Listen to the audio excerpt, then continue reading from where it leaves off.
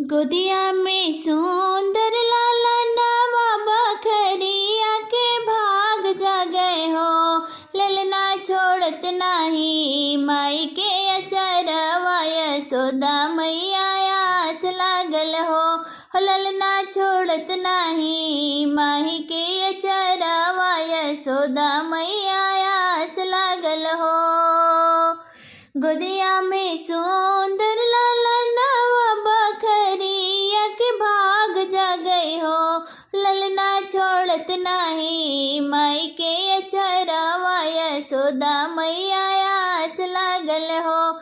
ललना छोड़त नाही माई के अचरवा यशोदा मैया आस लागल हो।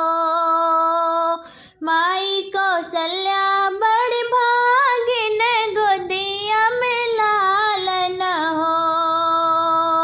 माई कौशल्या बड़ी भागिन गोदिया में लालन हो। कि राजा दशरथ घर भगवान की बाजे लगई बाजन हो। कि राजा दशरथ घर भगवान की बाजे लागे बाजन हो। ललना छोड़त नाही माई के अचरवा यशोदा मैया आस लागल हो। कि ललना छोड़त नाही माई के अचरवा यशोदा मैया आस लागल हो। देवकी के कोखिया में जन्म नक्षत्र बड़ पावन हो।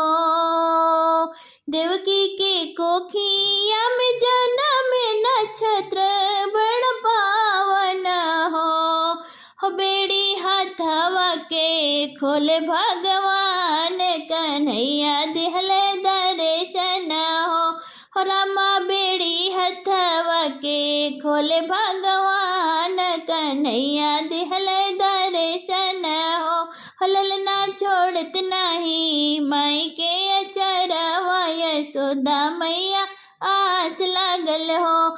ललना छोड़त नाही माई के अचरवा यशोदा मैया आस लागल हो।